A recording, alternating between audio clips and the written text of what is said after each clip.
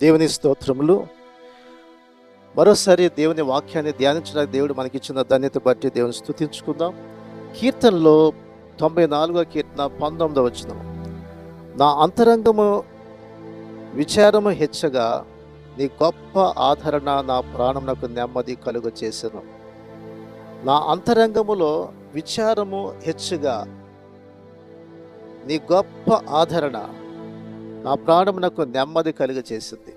అంతరంగములో విచారం ఎక్కువైనప్పుడు అంటాడు కీర్తన 6:7లో, విచారము చేత నా కన్నులు గుంటలు పడుచున్నవి.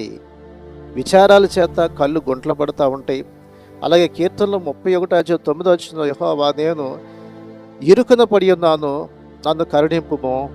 విచారం వల్ల నా కన్నులు క్షీణించుచున్నవి, నా ప్రాణము నా దేహము క్షీణించుంది. అంటే ప్రాణము దేహం కూడా క్షీణిస్తుంది. విచారాల వల్ల, సమస్యల వల్ల, శోధనల వల్ల కళ్ళు గుంటలు పడతమే కాదు, శరీరం కూడా క్షీణించిపోతాయి. కాబట్టి నీ చింత యావత్తు దేవుని మీద వేయాలి. అందుకే అంటాడు, మనం చింతించి మొరెత్తి చేసుకోలేం, మీరు తగ్గించుకోలేం. కాబట్టి మన చింతలన్నీ తీర్చేది మన ప్రభువు మాత్రమే.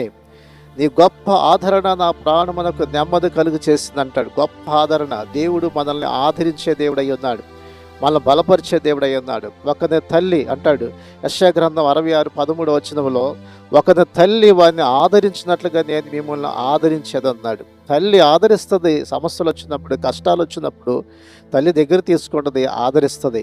అమ్మా నేను ధైర్యంగా ఉండి నేను ఉన్నానని తల్లి చెబుతుంది. సహజంగా ఎవరన్నా కింద పడితే దెబ్బ అమ్మా అని పిలుస్తారు. అలాగే తల్లి ప్రతి విషయంలో కూడా చాలా ఆదరిస్తుంది. అలాగే యెరూషలేములోనే మీరు ఆదరించబడతారన్నాడు. కాబట్టి మనం ఆదరించబడేది ఎక్కడంటే మన ప్రభు అయిన యేసుక్రీస్తు దగ్గరే. అంతేకాకుండా మరి దావీదు అంటాడు 23వ కీర్తన 4వ వచనంలో, నీ దుడ్డి కర్రయు నీ దండము నన్ను ఆదరిస్తుంది అంటాడు. నీ దుడ్డి కర్ర నీ దండము నన్ను ఆదరిస్తుంది, యెహోవా నా కాపరి అన్నాడు. కాబట్టి ఆయనే కాపరిగా ఉంటే ఆయన ఆదరించే దేవుడు అయ్యన్నాడు. అలాగే కీర్తన 41:3 రోగశయం మీద యెహోవా వానిని ఆదరించును, రోగము కలుగా నీవే అతన్ని స్వస్థపరచదవు. రోగశయం మీద అనప్పుడు రోగాలు వచ్చినప్పుడు, బాధలు వచ్చినప్పుడు మనుషుల దగ్గర వచ్చి ఆదరిస్తే ఎంతో బాగుంటుందని మనం అనుకుంటాం. అలాగే దేవుడు మనకి అనారోగ్యాలు వచ్చినప్పుడు మనల్ని ఆదరిస్తాడు, ఆయన ధైర్యపరుస్తాడు, మనల్ని స్వస్థపరుస్తాడు ఆయన.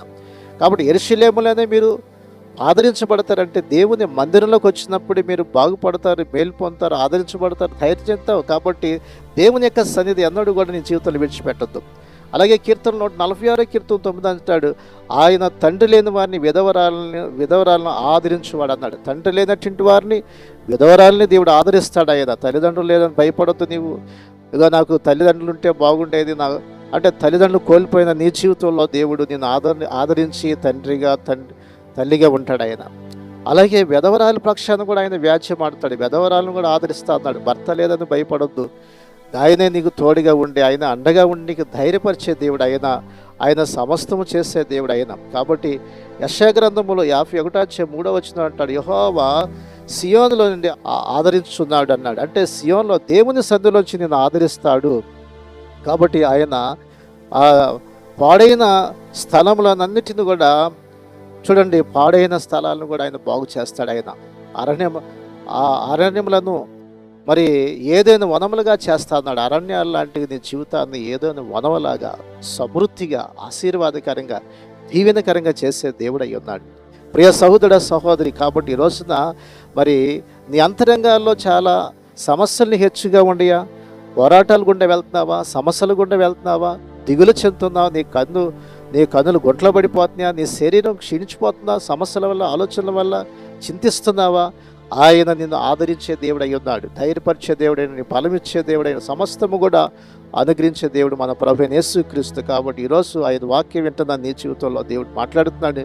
నేను ఆదరించి ధైర్యపరిచి బలపరిచి దీవించే వారికి ఉన్నాడు. ప్రార్థన చేసుకుందామా? ప్రభు నలుగున అట్టి కృప దేవుడు మనకి అనుగ్రహించినట్లుగా. పరిశుద్ధుడా, ప్రేమగల తండ్రి, వాక్యాన్ని విన్న ప్రతి సహోదరి కొరకు ప్రార్థిస్తున్నాం. కుటుంబాల్లో ఉన్న ప్రతి శోధన నుంచి, ప్రతి సమస్య నుంచి విడిపించిన ఆయన, అంతరంగంలో ఉన్నటువంటి యొక్క విచారాలన్నింటినీ కొట్టివేసి శాంతిని, సమాధానం దయచేయండి ఆయన. మా తండ్రి నాయన, సమస్తము చేసే దేవుడు నీవే, సమస్త కార్యాలు చేసే దేవుడు నీవే ఆయన. మా చింత యావత్తు నీ మీద ఏమన్నా మొర చేసుకోలేవు, మొర తగ్గించుకోలేవు. కాబట్టి ప్రభా నాయన మా చింతలన్నిటిని తీర్చే దేవుడు నీవే. మీరే దీవించి ఆశీర్వదించి బలపరచమని యేసు నామమున అడుగుచున్నాం తండ్రి, ఆమేన్.